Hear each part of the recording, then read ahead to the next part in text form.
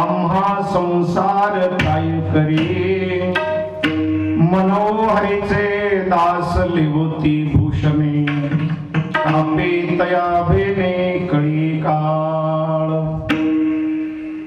आशा भय लाज नये आड चिंता ऐसी तया सत्ता समर्थाची मनोहरीचे दास लिवती भूषणे कापे तया भेने कळी काळ तुका म्हणे करू ऐसियाचा संग तुका म्हणे करू ऐसियाचा संग जेने नोही भंग चिंतनाचा मनोहरीचे दास लिवती भूषणे कापे तया भेने कळी काळ समचरण सरोजम सांद्र नीलांबुदाभम जगननिहित पाणि मंडन मंडनानम तरुण तुलसी माला कंदरम गंजनेत्रम सदैधवलहासं विठ्ठलं चिंतयामि पांडुरंगा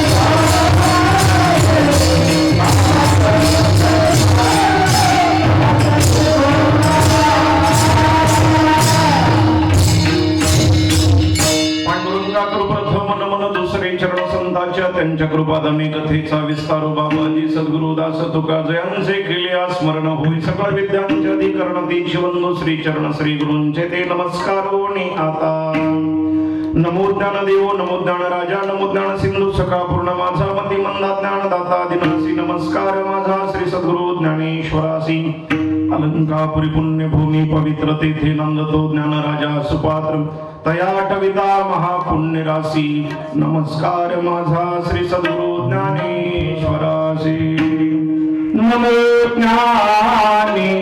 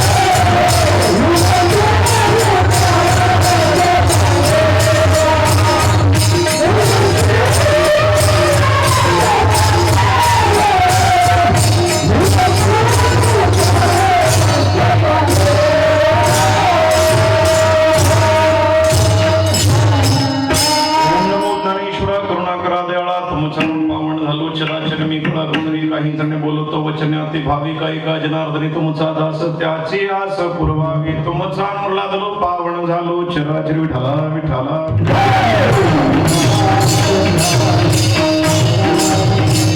काय माझी वाणी मानेल संतासी रंगव चित्तासी आपुलिया माझी वाणी तुझे वर्णी गुणनाम ऐसे दे प्रेम काही कळा मस्तक ही पायावरी वारकरी संतांच्या श्री संताची माथा चरणावरी साष्टांग ही करी दंडवत विठला विठला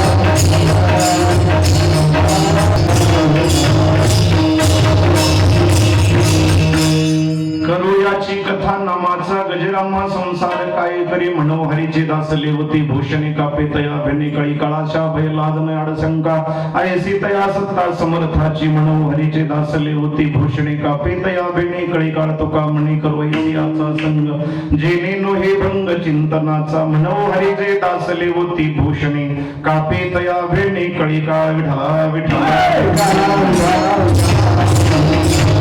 करुयाची कथा नामाचा गजरामा संसार काय करी मनोहरीचे दास लेवती भूषणे कापे तया भिन्नी कळी काळ प्रस्तुत प्राप्त प्रसंगी अखिल गुण ब्रह्मांड नायक जगन्नेता जगताचं पालन करणारा जगतावर ज्याची सत्ता आहे ज्याच्या सत्तेनं जगत चालतं ज्याच्या सत्तेशिवाय जगत चालू शकत नाही परिपूर्ण ब्रह्मांडाची उत्पत्ती स्थिती प्रलय ज्या प्रभूच्या आधी सत्तेखाली होते तो अकुलसर जीवन सार सर्वस्व जीवनधन पांडुरंग परमात्मा तत्चिंतनात निवडलेला अभंग यांचे यावत भूतलाग्र जीवांच्या उद्धाराची अंतकरणामध्ये तळमळीच्या मृत्यू लोकांमध्ये अवतीर्ण झालेले देहूचे सुप्रसिद्ध साधू वैराग्याचे मूर्तिमंत पुतळे महाराष्ट्राचं वैभव वारकरी संप्रदायाचे मानदंड ज्ञानेशप्रिय कलशस्थानी असणारे श्रीमंत श्री जगद्गुरु तुकाराम महाराज आणि महाराजांची उमललेली अभंगरूपी बाग आणि त्या बागेतील एक अभंगरूपी कमल पुष्प भगवंताच्या चरणारविंदी शब्द सुमनानी चढवण्याचा प्रयत्न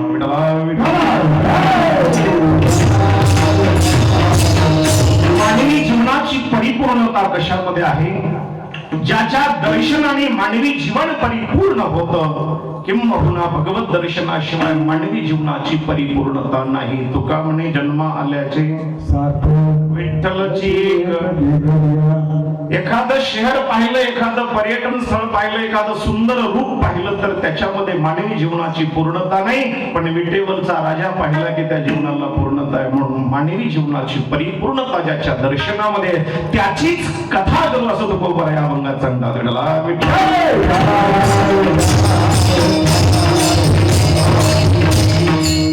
आता फोटो काढून घ्या मलाही काढू द्या विठला विठला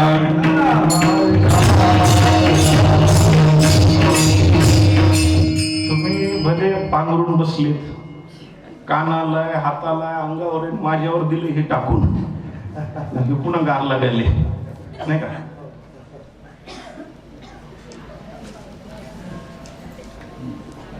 बस विठला विठला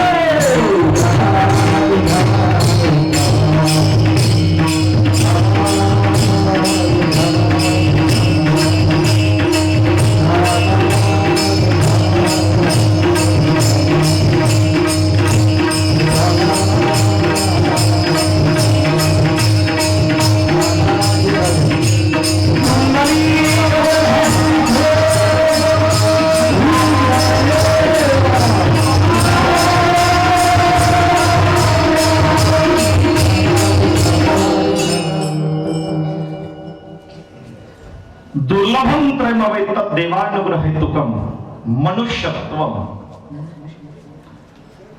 या जगामध्ये सर्वात दुर्लभ काय असेल तर मनुष्य जन्म आहे पुनर्वित्तम पुनर्भार्या सर्व काही पुन्हा पुन्हा मिळेल पण मनुष्य देह दुर्लभ आहे. बडे भाग मानुस तनु पावा सुर दुर्लभ सब ग्रंथन गावा नरतन समनहि कवनिव देहि जीव चराचर जानित की ही सर्ग नरक वर्ग विषय.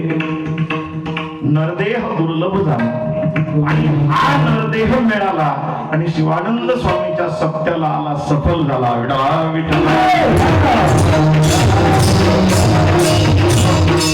अभंगावर बोलण्यापूर्वी थोडासा परिहार तो असा प्रतिवर्षाप्रमाणे चालू असलेला अखंड हरिनाम सप्ताह, त्याच्यामध्ये श्रीमद भागवत कथेचा गेल्या 3 वर्षापासून माझ्याकडे योगायोग समस्त ग्रामस्थ सिद्धनाथ तसेच पंचक्रोशी सर्व भाविकांच्या एकत्रीकरणाने हे सुरू असलेलं शिवानंद स्वामींच्या दरबारातलं हे एवढं विशाल वैभव, सर्वांच्या नेत्राचं पारणं फेडणारा हा सोहळा गोदावरी मातेच्या तीरावर शिवानंद स्वामींच्या दरबारामध्ये आणि सर्व भाविकांच्या एकत्रितपणामध्ये हा उत्सव चालू आहे. आणि त्या उत्सवाचा या वर्षीचा पहिला दिवस आहे. तेव्हा सर्व कमिटी, कार्यकर्ते, अन्नदाते, कीर्तनकार, टाळकरी, विनेकरी, पहारेकरी, पत्रकार, चित्र चोपदार सर्वांना मनापासून धन्यवाद देतो. आणि हिंदू धर्माचं कार्य करेल त्याला सर्वांना मी लोटांगण घालून सेवेकडे जातो.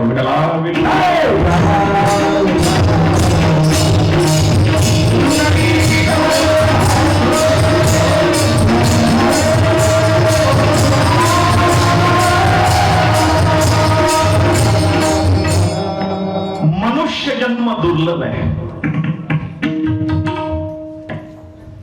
आता बसलेले बोलत चला, फक्त 2:30 वाजेपर्यंत कीर्तन होणार आहे. किती वाजेपर्यंत? आचार्यानं स्वयंपाक केला का तिकडे? परत होईल पंगत. महत्वाचा मुद्दा आहे. मनुष्य जीवन दुर्लभ आहे. आता बोलत चला बघा, वेळेच्या पुढे नाही जाणार मी. मनुष्य जीवन अल्पजीवी असावं का दीर्घजीवी? कसं असावं? कसं असावं? पूजनीय वंदनीय गुरुवर्य बाबा पुढे येत होता. ब्रेकही आहे आणि एक्सलेटरही आहे. तुमच्या लक्षात आलं का? गाडीला दोन्ही लागतात. मर्यादा सोडू नये याच्यासाठी ब्रेक आहे, कमी पडलं तिथं एक्सलेटर आहे.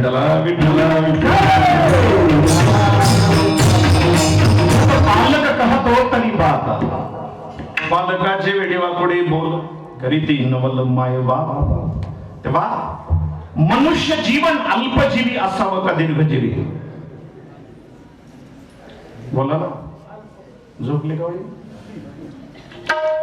अल्पजीवी म्हणजे कमी वय, कमी आयुष्य. बरं वाटतं का तुम्हाला?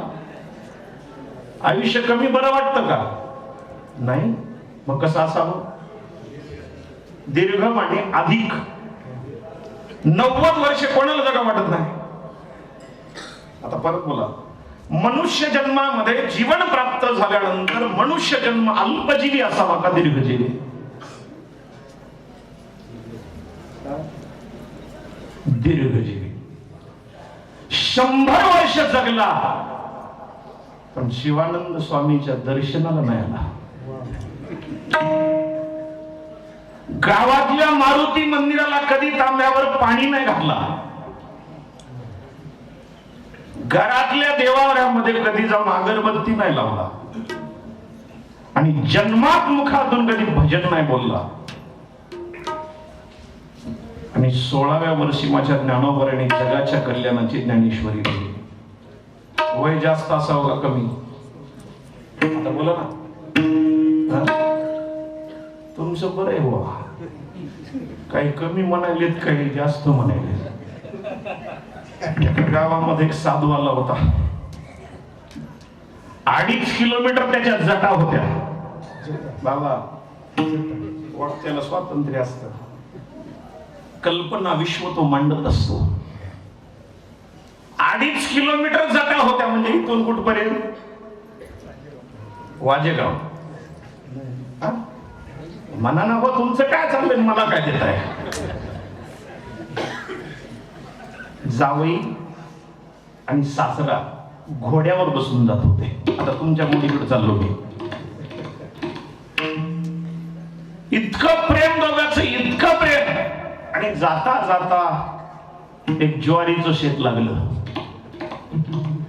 ज्वारीचं घोड्यावर दोघं बसलेले, एकाच आनंदात जन्मभर सोबत राहिलेले, एक खास दोन ठिकाणी खाणारे. कोण कोण?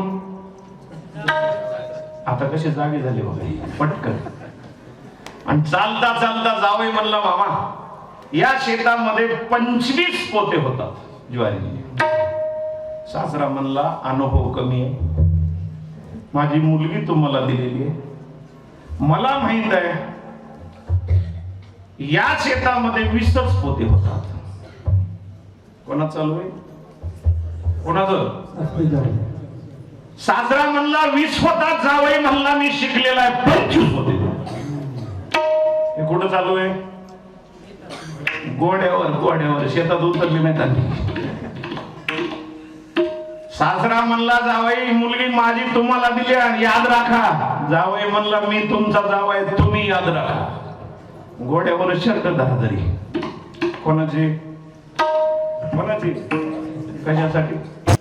घोड्यावर खाली दोघं पडले आणि एकमेकाला घोसाय बसले, पाठी घासायला लागल्या. इतका वेळ वडील मालक खुशीनाथ म्हणून मुलगी गेली रामाकडे. तिचं नाव होतं वसू. सासरा आणि जावयाची इतकं जोरात भांडण लागलं.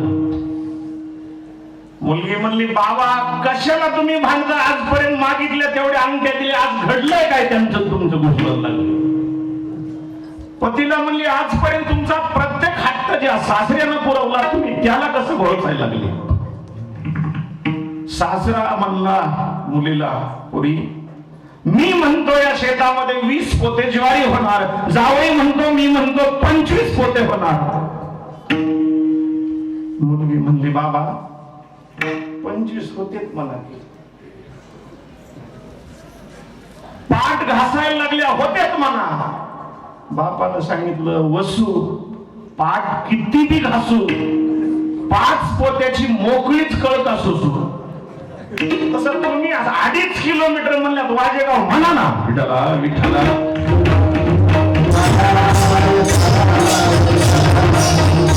काय चाललेलं आहे? अल्पजीवी असावं का दीर्घजीवी?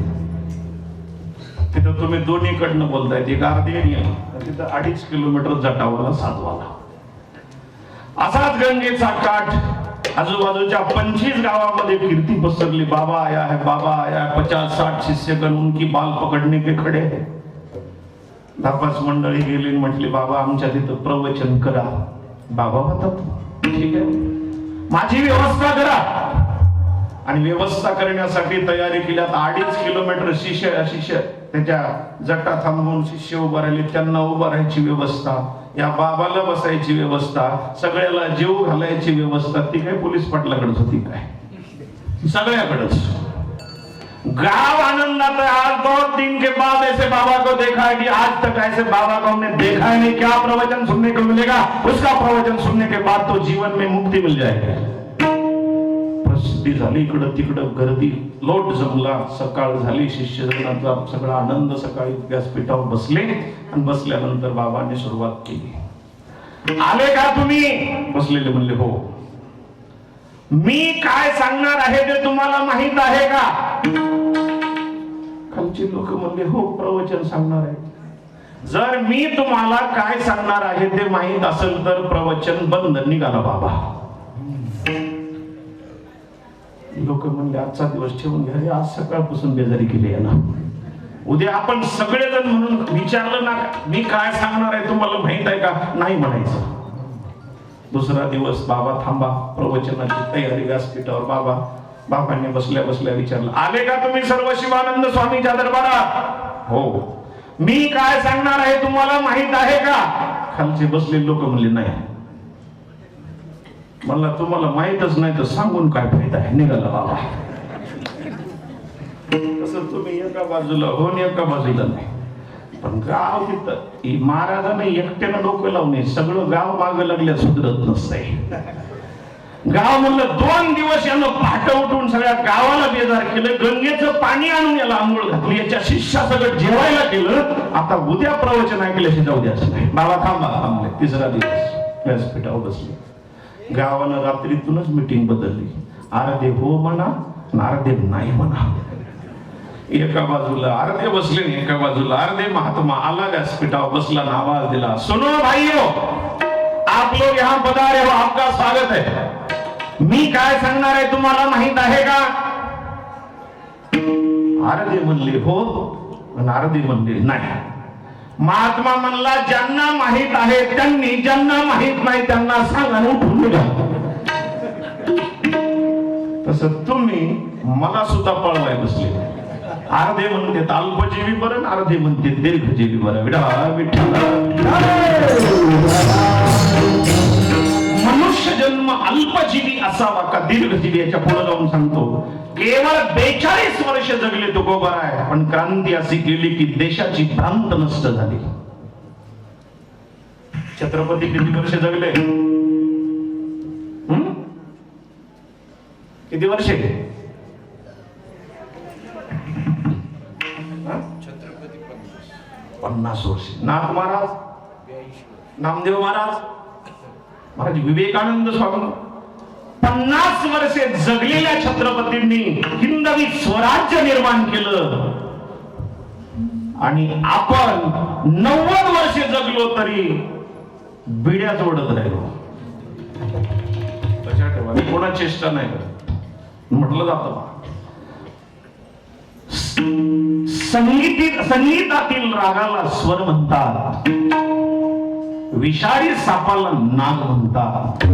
जीवनात हिंदवी स्वराज्य निर्माण करतो त्याला छत्रपतीचा, शहाजी राजाचा वाघ म्हणतात. लक्षात, स्वराज्य निर्माण करतो. 50व्या वर्षी आपण 70 वर्षे जगतो. बाजूला जड, सुनला जड, लेकाला जड, नातवाला जड, बिस्किटाला जड, कशाला जड, आणि शेवट जड झालं की निघून जात.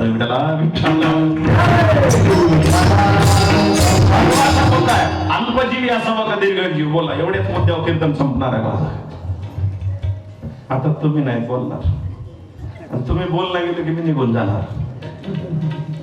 एक बघा, अल्पजीवीपेक्षा दीर्घजीवी असावं, पण दीर्घजीवी असून सुद्धा अल्पजीवी महान याचं कारण सापडली संधी साह्य झाले बोलले बरवी हे वेळ बरवे झाले आजीवरी नाही पडलो वाचून आलो येथवरी उरले ते हरी.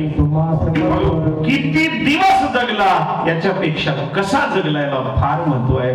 कैसे जिये उससे ज्यादा कैसे जीना चाहिए.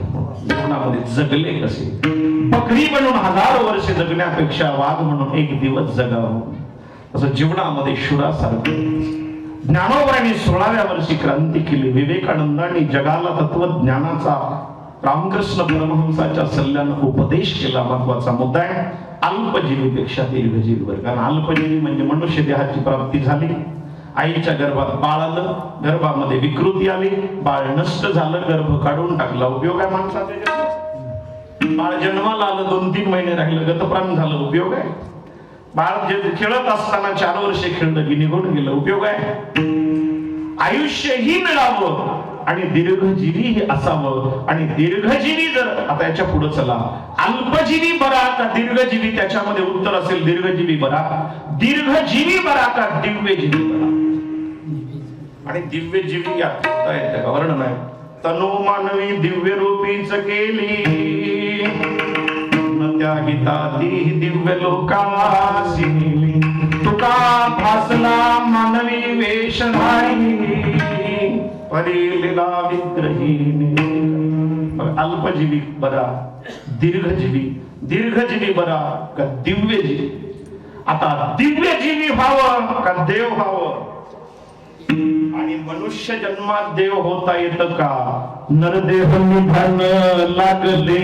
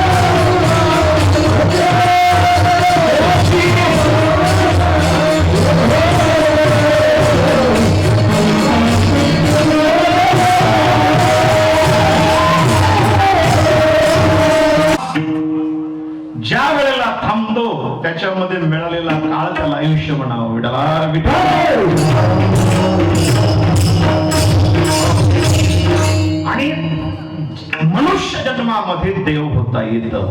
नरदेही दान लागले उत्तम सार, देवची हो म्हणती ते हरी चिंतिका. आणि ज्यांनी हे चिंतन केलं, देवत्व प्राप्त झालं, ते पंढरपूरच्या वारीला निघाले. ज्ञानोबा तुकाराम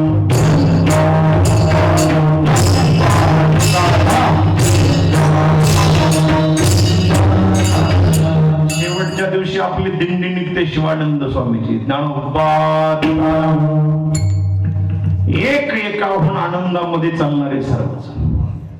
तुकोबराय पंढरपूरला निघाले. कनकाई माता बोलोबा. तुकोबरायचं चरित्र फार गोड आहे. तुकोबरायच्या चतुशताब्दीला बाबा 7 दिवस मी तुकोबरायचं चरित्र सांगितलं. आता आमची सगळी मंडळी म्हणताय तुम्ही महाराज भागवत तुम्ही गोड सांगता. मी गोड नाही सांगत, ज्ञानोबरायचा प्रसाद म्हणून सांगतो. आणि ज्या देवतेच्या समोर आहे त्या अधिष्ठान देवतेला प्रणाम करून सांगतो. हे 2 मंत्र माझे आहेत. कारण जिथं आपलं प्रवचन आहे त्या देवतेला वंदन केल्याशिवाय व्यासपीठावर बसू नये. आणि त्या देवतेला वंदन केले की आपली गाडी ओढायची गरज नाही. चालवतो विठ्ठला विठ्ठला विठ्ठला.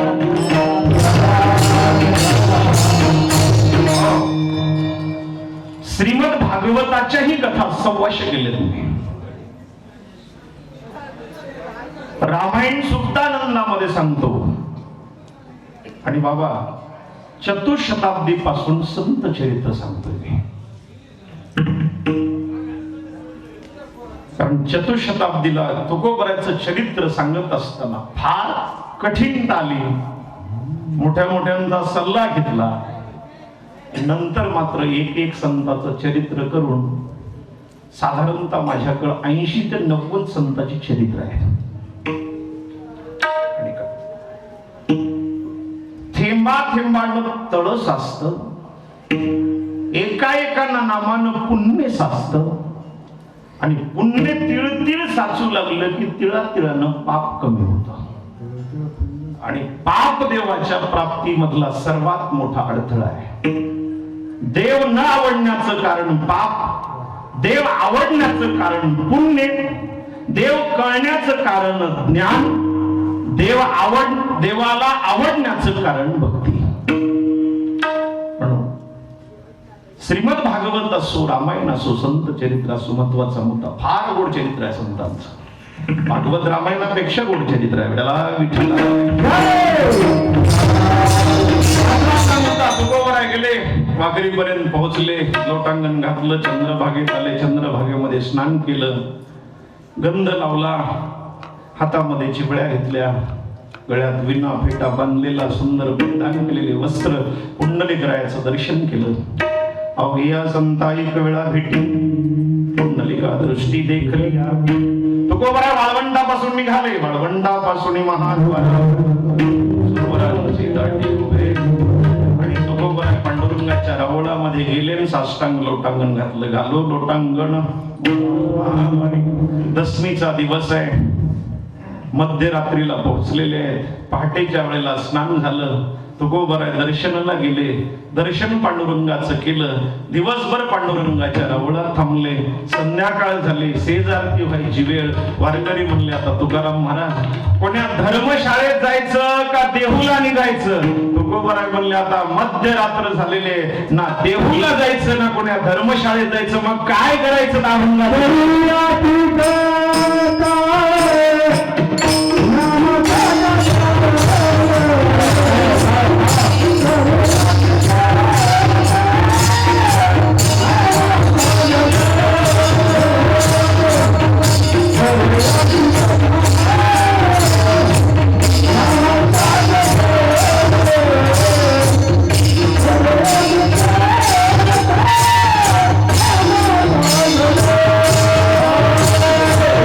Oh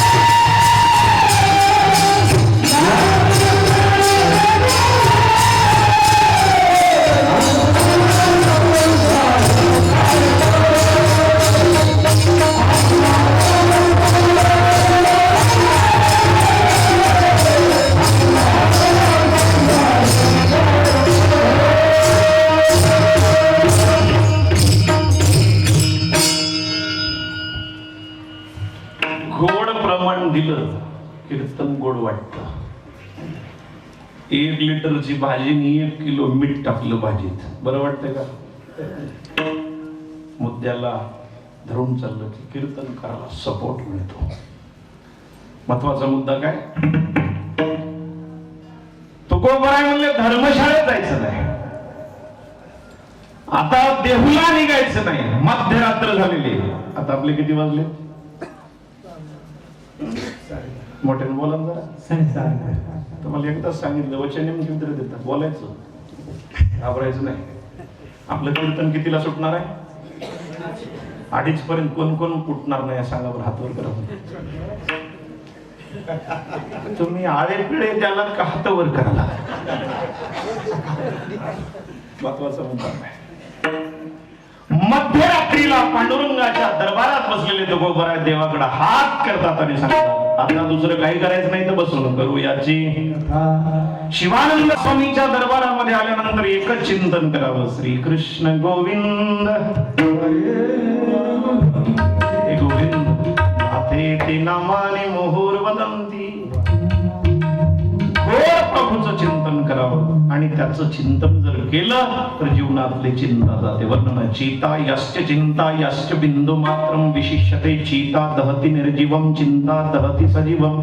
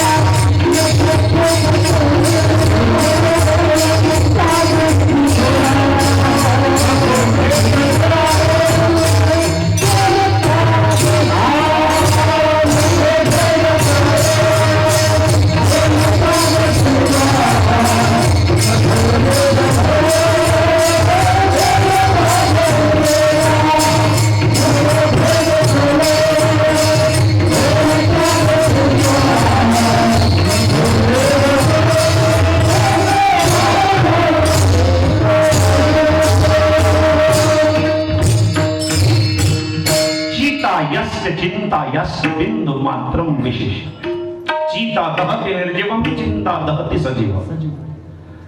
सजीव माणसाला, जिवंत माणसाला चिंता जाळते. त्याच्यापाशी बसल्यास मला कोरोना होईल का, त्याच्या जवळ गेल्यास त्याला कोरोना तर नसेल ना, चिंता आहे. जिवंत माणसाला चिंता जाळते आणि मृत माणसाला चिता जाळते. चिता माने अग्नि. चीता मुर्दे को एक बार जलाती है, चिंता जिंदा इंसान को बार बार जलाता. चीता मुर्दे को एक बार जलाती है, चिंता जिंदा इंसान को बार बार जलाती. और मेरे प्रभु का चिंतन हर जलने से बचाता है. चिंतनम तत्कथनम अन्योन्य तत्प्रबोधनम मत्कथा तव कथामृतम तप्त जीवनम कविभिर्डितम. नित्य भगवंताची कथा जीवनाला चिंता मुक्त बनवते आणि चिंता मुक्त होण्यासाठी देवाचं भजन करावं लागतं. भगवान सांगतात, माझं भजन करणारला चिंतन आहे. ज्ञानोबर आहे, गोड ज्ञानेश्वरी. माझी भक्ता आणि संसाराची काय समर्थाची कांता, हृदयाची कांता मनाची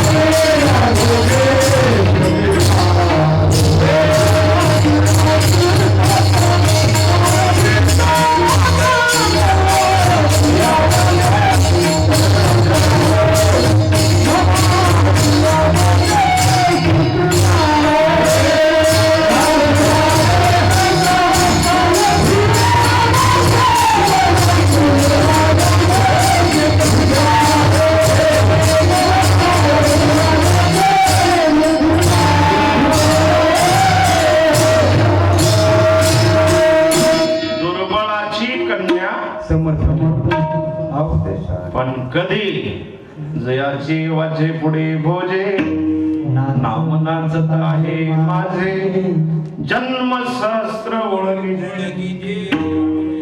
शिवानंद स्वामीच्या सप्त्याला जायची मनात इच्छा व्हायला सुद्धा हजारो जन्माचं पुण्य लागते, नंतर कथा मिळते. जन्मांतरी भवत पुण्यम तदा भागवतम लभे. पांडुरंगाच्या दरबारात देवाकडे हात दाखवला. हात आता काय करायचं, करू याची. शब्द फार गोड आहे सुरुवातीचा. सांगणारे अनेक आहेत पण करणारे कमी आहेत. हे करा ते करा ते करा, पण संतांचं सांगणं कृतीतून आहे. संतांचं सांगणं तुकोबाराय म्हणले नाही तुम्ही जागर करा मी जाऊन येतो.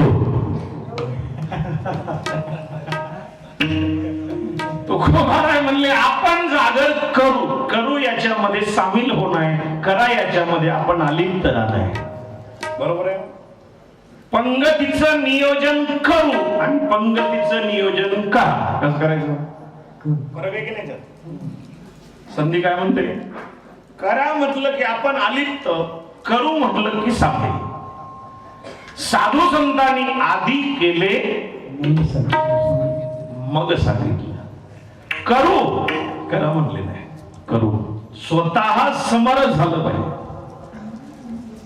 कोणतंही क्षेत्र असू द्या, आपण त्या क्षेत्रात जर स्वतः समर्थ झालात ना तर ते क्षेत्र सफल व्हायला लागतं. आता पांडुरंगाच्या राऊळात बसलोतच ना, देवाच्या राऊळामध्ये बसल्यानंतर दुसरं काही नाही. करू याची. आता कथा 3 प्रकारच्या, 4 प्रकारच्या, अनेक प्रकारच्या आहेत. नारदी कथा, व्यासीय कथा, हनुमंती कथा.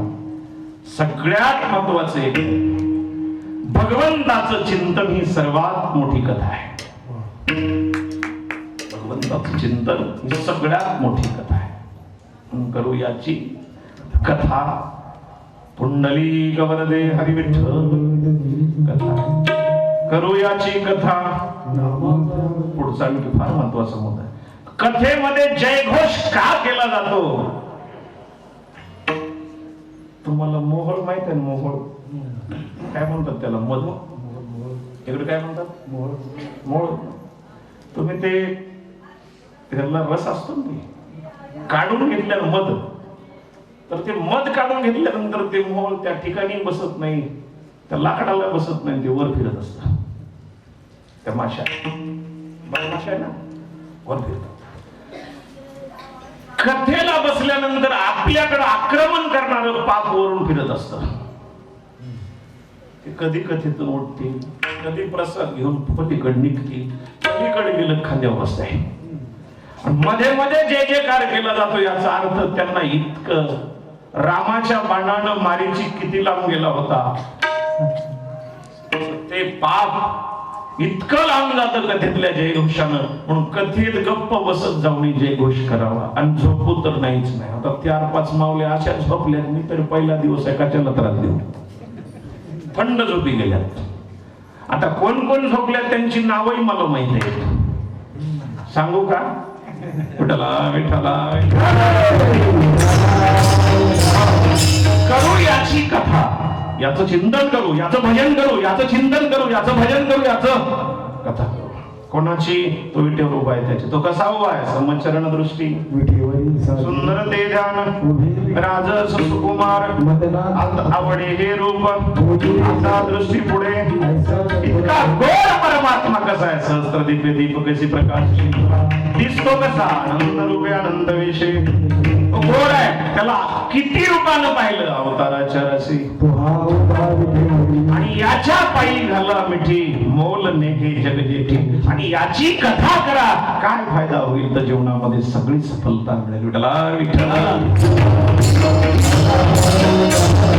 करू याची कथा नामाचा. एकदा शिवानंद स्वामी महाराज की जय. किती कंजूसी आहे माणसाची, एवढी कंजूसी का बाबा? एकदा जोरात शिवानंद स्वामी. थोडं ताकद लावली हे म्हणले सुरुवातच केली आज पहिल्या दिवशी एकदा शिवानंद तुम्ही म्हणाल जय जयकार का घेतला बाबा 7-8 जणी झोपल्यात माझा नाविलाज आहे आणि मी श्रोत्याला झोपू देणारा महाराज नाही कथा असो कीर्तन असो जागच करीत असतो विठला विठ्ठल करू याची कथा नामाचा मग नाम कोणतं कृष्ण विष्णू हरी गोविंद निखळ प्रबंध माझी आत्मचर्चा उदंड गाती दे भगवंताची नाम काय कृष्ण राम कृष्ण नामे हे दोन्ही साजरी हृदय मंदिरे स्मरा करे आपुले आपण करा संसार बंधन तोडावे जीवनामध्ये संसार बंधनातून जर बाहेर निघायचं असेल तर त्याची कथा करावी लागते करू याची कथा नामाचा गजर भगवंताची कथा केली भगवंताच्या नामाचा गजर केला मग तुकाराम महाराज तुम्ही काय पंतप्रधान झालात का तुकाराम महाराज म्हणले नाही आम्ही संसाराच्या भीतीपासून बाजूला गेलो आम्हा संसार काय करी संसार कोणता पुनरपि जननम पुनरपि मरणम पुनरपि जननी जठरे शयनम ये संसारे कलदुस्तारे कर्मयातारे पाये मुरारे किती वेळा जन्मायावे उपजयनी नाशे वासंसी जीर्णानि यथा विहाय नित्य नित्य जन्माला येणं आणि नित्य नित्य मृत्यूला प्राप्त होणं या संसार दुःखातून बाहेर येण्यासाठी आम्ही याची कथा केली ते संसार आमच्यापासून दुरावला आम्हा संसार काय करीला दाळीला संसार गेला चढवणीचा मार तुकाराम महाराज जग संसाराला घाबरतं तुकोबऱ्यासारखा महात्मा घाबरतो किती वेळा जन्मा यावे नित्य व्हावे मग तुम्हाला संसाराची भीती नाही तुकाराम महाराज म्हणले नाही कारण का किती मोठं पुत्र असू द्या मालकाच्या ताब्यात असतं किती मोठं जपानवरून आणलेला असू द्या अमेरिकेवर आणलेला असू द्या कोणत्याही प्रजातीचा असू द्या पुत्र मालकाच्या ताब्यात असतो तसं जगतपिता परमात्म्याच्या ताब्यात काळ रूपी पुत्र आहे आणि भक्तांनी त्या काळाला थांबवण्याचा प्रयत्न नाही केला त्या देवाला आळवण्याचा प्रयत्न केला अकळावा श्रीपती आणि तो श्रीपती ज्याच्या हातात आला हरियाला हातात त्याची सरली तुकोबऱ्या म्हणतात हे संसार भय आमच्या जीवनातून निघून गेल्यामुळे आमचं जीवन सफल झालं ही संसार सफळ झाला हे तुकाराम महाराज तुम्ही देवाची कथा केली नामाचा गजर केला संसाराची भीती केली मग काय स्वतःला पंतप्रधान म्हणता का दुसरं चरण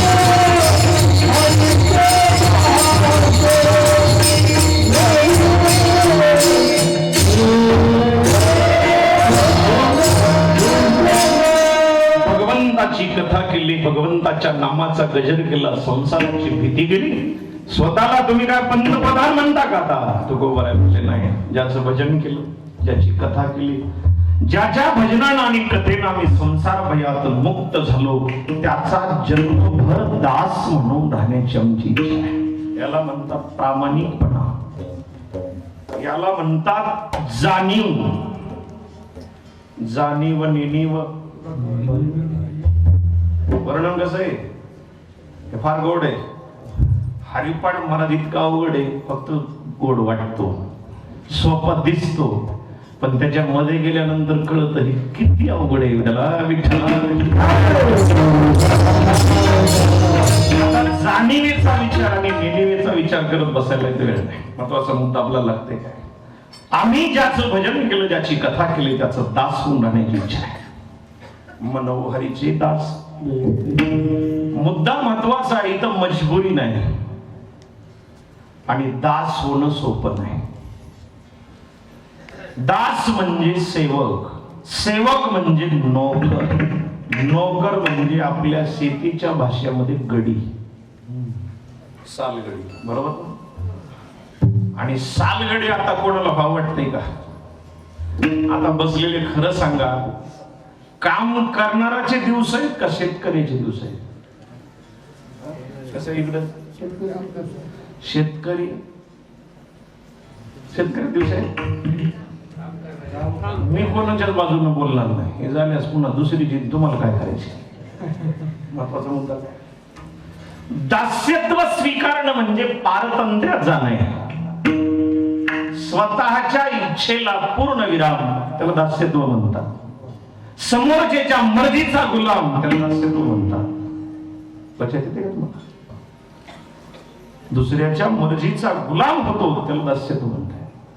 पण काही गोष्टी महत्वाच्या आहेत आपल्याकडे. साधी म्हणून पागल माणसाचा मालक होण्यापेक्षा शहाण्या माणसाचा चाकर व्हावं.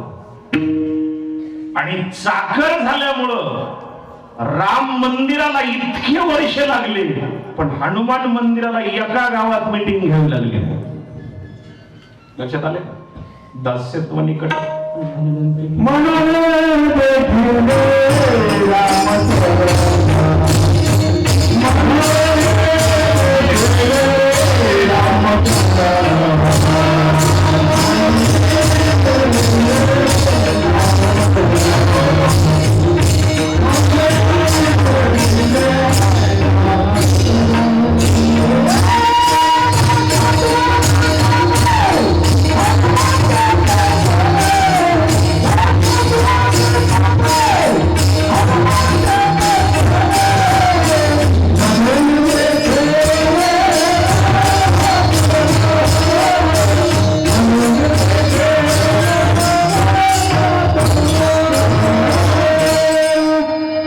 हनुमंतरायांनी रामाची सेवा केली, दास्यत्व स्वीकारलं.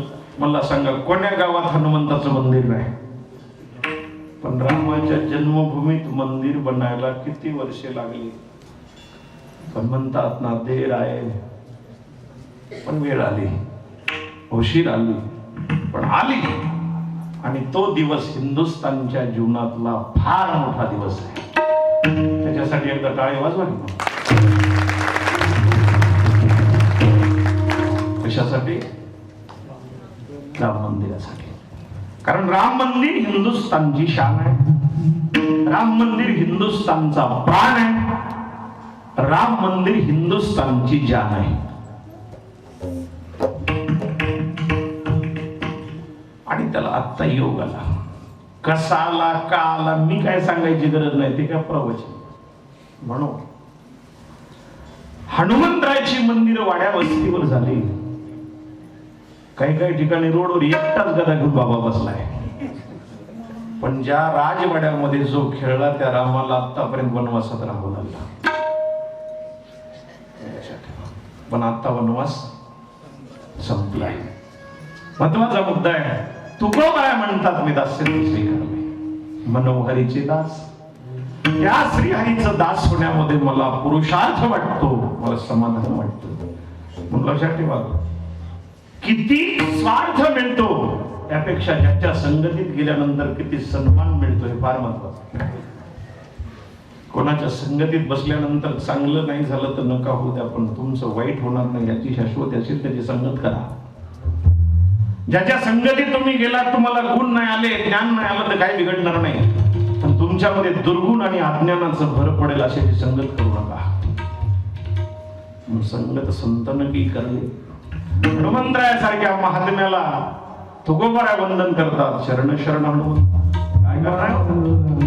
हनुमंत एक माकडे, तुकोबराचे नातेवाईक नाही त्यांच्या पाया पडायला, पण भक्तीच्या जोरावर जगाचा बाप ऋणी केला आणि त्या दास्यत्व हनुमंतांनी केलेल्या हनुमंतरायाला तुकोबरा म्हणतात. मी तुमच्या चरणावर वंदन करतोय म्हणून दास्यत्व स्वीकारतोय. मोठ्याचा मनोहरीचे दास लेवती भूषण, अशी आभूषण अंगावर धारण करावी. गळ्यात माळ, वर्णन आहे. तुळशी माळ गळा यमपद कमळाबंदी, तसे तुळशी माळ, कारण तुळशीची माळ गळ्यात असावी. तुम्ही कुठं फिरा, रात्री फिरा, बेरात्री, तुम्हाला कोणी अडवणार नाही. हातात 10 अंगठ्या घालून जा. अलीकडे मोठ्या पुलावर आता तुम्ही सकाळी मला बाहेरून आणलं, त्या रस्त्याला 10 अंगठ्या, गळ्यात 10 तोळ्याचं लॉकेट, कसा मार खावा लागल. अलंकार जी घातल्यानंतर मार खावा लागतो ती माईक अलंकार आहे. आणि जगत पित्या परमात्म्याची अलंकार. वाणीला देवाच्या नामाचा, कानाला देवाच्या कथेचा, डोळ्याला देवाच्या रूपाचा, हाताला देवाच्या सेवेचा जर अलंकार घातला तर जीवनामध्ये तुम्ही जाल तिथं आनंदानं गुलाबजामुन खा, रस्त्यानं जे हरी म्हणत जा. महत्वाचा मुद्दा, मनोहरीचे दास लेवती भूषण, आणि त्या भूषणाचा परिणाम कापे कळे काळ. आणि जीवन जगत असताना त्या परमात्म्याची कथा करत असताना दास्यत्वाची आम्हाला लाज नाही, दास्यत्वाची आम्हाला शंका नाही, दास्यत्वाचा आम्हाला भय नाही. आशा भय लाज नाही आड शंका, ऐसी तया सत्ता समर्थ आले. हे शरीर कोणाची असते? तो संपूर्ण जगताला चालवतो, बोलवतो, हलवतो. ज्याच्या सत्तेशिवाय झाडाचं पान हलत नाही, त्या परमात्म्याचा मी दास्यत्व आणि कथा करतोय. म्हणून अशा देवाचं चिंतन करण्यासाठी संगत चांगल्याची पाहिजे. तुका म्हणे करो ऐसी याचा संग, आणि संगत चांगली का जेणे नो हे भंग चिंतनाचा. आणि चिंतन करण्यासाठी संगत चांगली, आणि संगतीमध्ये चिंतन आणि चिंतन दास्यत्वाचा स्वीकार करून करणं. आणि ते चिंतन कोणतं? विठोबा.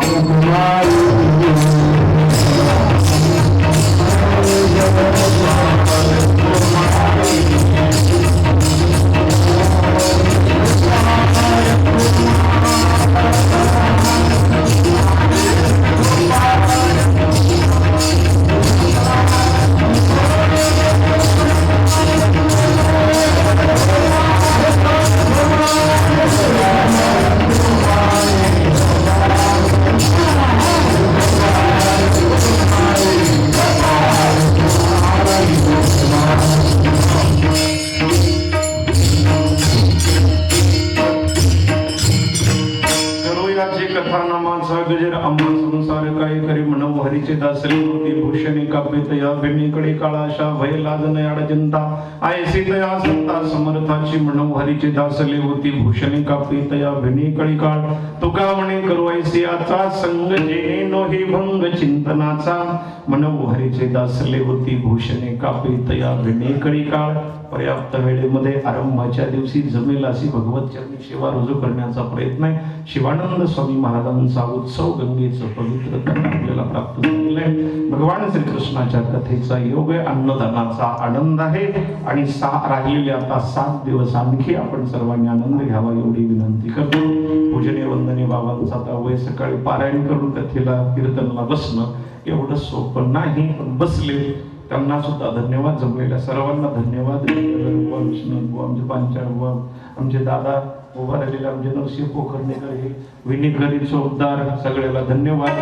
बसलेल्या ज्यांनी टाळ्या वाजवल्या त्यांना धन्यवाद. ज्यांनी आनंदानं भजन म्हणलं त्यांना धन्यवाद. झोपीचा झटका घेतला त्यांना लोटांगण. तेव्हा सर्वांना चाल घ्यायची का? ज्ञानेश्वर